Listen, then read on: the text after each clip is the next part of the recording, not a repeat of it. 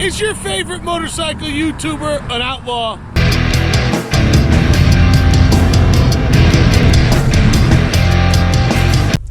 Hey folks, welcome back to the Two Wheel Boomer channel. I'm going to make this kind of quick today. I am just gassed up and I am on my way to Northampton, Massachusetts because this morning I have to put my seatbelt on, or the car will keep reminding me, put your seatbelt on, put your seatbelt on. That's what that little thing says all the time. I'm on my way to Northampton, Massachusetts to take my Part 107 unmanned aircraft pilot exam because I expect to take drone shots on my YouTube channel. And I expect someday to be monetized, and if I make so much as a dime, I have to have a Part 107 license. I am under the impression there's a good number of YouTubers, motorcycle YouTubers that I follow and that I enthusiastically follow that have drone footage in their videos, and I've never once heard any of them, and I've met some of them personally, who've mentioned that they have a Part 107 license. And I know, or certificate, whatever you want to call it, I know that you're supposed to have a Part 107 license if you're doing any drone flying other than flying that's recreational. And if your friend asks you to find their dog for them out in the state forest because the dog is lost, that's Part 107. That's not recreational flying. So I'm not one to live outside the law and operate outside the law, whatever I might do with my drone. But the Part 107 gives me an option to be a drone pilot for hire, so to speak. I have with me a calculator that I hope they let me use. Something you might have used in high school math. And I don't know if that might be too complex, but if it's too complex, there's no computation. No computation I can't do, so I'm not concerned about that too much.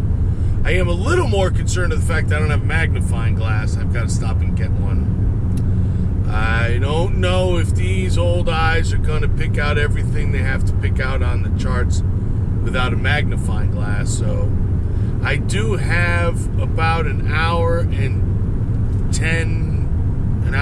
15 minutes cushion. I intend to go to Massachusetts, find somewhere like a Dunkin' Donuts and sit and go for my notes. I've taken notes. I've read a book. I bought a book on Kindle and I took notes on the entire book. I watched quite a few YouTube videos, study guides. And I've gone over my notes and I've watched YouTube video study guides.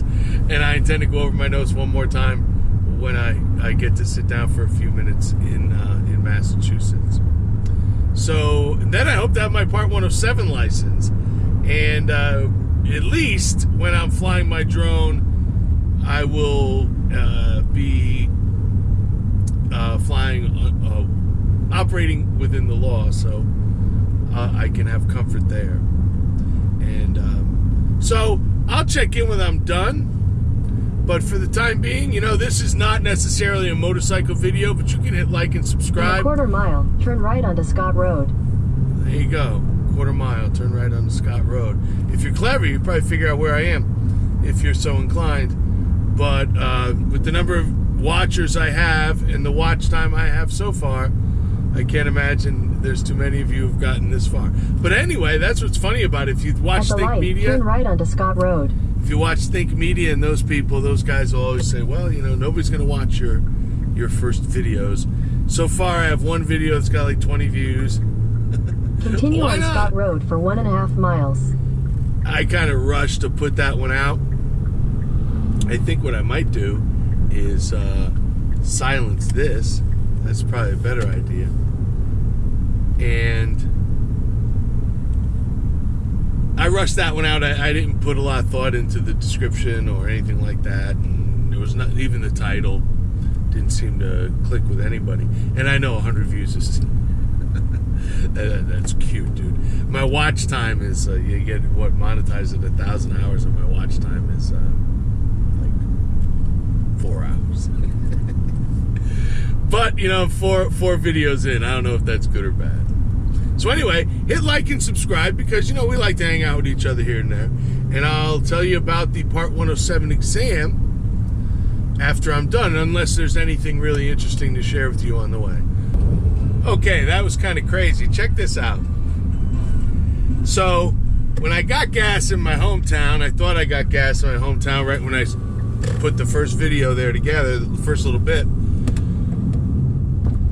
I'd gone into the store to look for the magnifying glass that I don't have. I'm going to have to stop at some big box store, Lowe's or whatever, to get one, or Home Depot, whatever it might be. And it didn't seem to me that my car could have filled up with gas that fast. And but I didn't make anything of it, and then I just filled it up. I just put it away and went. I was too busy worrying about my video, right? So I get 15, 20 minutes in and I'm doing the video, right? So I'm not thinking too much of it. I look down, I've got 41 miles to go. Wait a minute. It means I didn't get gas. And I didn't get gas. So I realized I had to pull over and get gas. It cost me 5 minutes. It was a 5-minute break to get gas. But what was interesting, the gas in my hometown, I don't know what you're paying wherever you might be watching, but the gas in my hometown was $3.09 a gallon. The gas I put in this car, which is unleaded regular, low test 87. And the gas where I just got it was $2.79. It's 30 cents a gallon. Now, you put 15 gallons in tank, that's 30 cents times 15. You do the math. It's not much, but, you know, every little bit helps. So that's kind of interesting. 30 cents, though, seems like a lot. You know, really within 15, 20 minutes of each other. So that's a little bit. Did you hit like and subscribe yet? There are a few cities in the country that changed as a result of the interstate highway system, like Hartford, Connecticut. And this is Hartford, Connecticut. To your front right, you can see the Capitol, I do believe. If you can't, maybe I can tilt the camera. You can see the Capitol over there, the Golden Dome. And downtown Hartford, the insurance capital of the world. There's no shortage of YouTube videos out there about Hartford and how the highway came through and really just divided the city up. And I'm sure that's happened in a lot of places, but Hartford,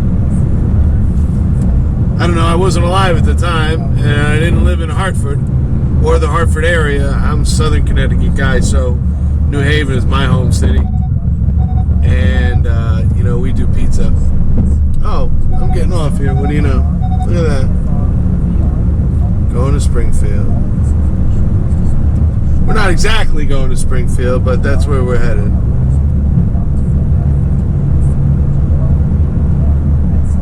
Large professional drones for inspections, deliveries, industrial applications, this and that. And in this section of the video, I'm going to take a quick break. Well, there you go.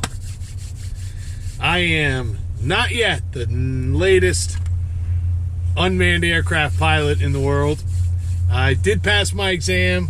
82 out of 100. I was a little upset by that, but I won't lie. When I read the first question, I was like, ooh, this wasn't in any of the materials, and there's no way to figure it out. I did get a printout of the questions I got wrong, and I'm going to check that out in a bit when I get home. So as I'm driving to go to take my test, I realized that I drove right by Mom's. Now, if you're not from the Northeast, you might not be familiar with Mom's. But Mom's is a, I wouldn't call it necessarily a chain, but there are multiple locations of used motorcycle dealerships. I have never been to this one. There's one in Northampton. I believe there's one in Foxborough. I think there's one other, but I'm losing my train of thought about which one that may be. Maybe I'll ask somebody inside. But we're going to go see what kind of bikes they have. They sell all types. and they're a reputable pre-owned motorcycle dealership. Let's see what they got. I quickly realized that I had it wrong. They are, in fact, a bike dealer, and I'll talk about that at the end. I like adventure bikes. A Transalp is one of the best you can buy, under $10,000. Just over $10,000. Close to 12 now is the Tenere 700. That's been a big seller over the years. The Africa Twin, if you watch Holy Shift, he just bought himself an Africa Twin. A fantastic off-road geared adventure bike. I've ridden it at dirt days. It's a lot of fun. And of course, the granddaddy of them all is the Honda Goldwing. You rarely hear somebody coming back from a Honda Goldwing. Well, you learn something new every day. Apparently, at least this Mom's is not primarily a pre-owned bike dealer, but a bike dealer. Honda, Yamaha, Kawasaki, and Ducati. No Suzuki, or I would have gotten myself a hat. Well, passed my drone flight test, got to visit Mom's. Now it's done for the day. Did you hit like and subscribe yet? Peace.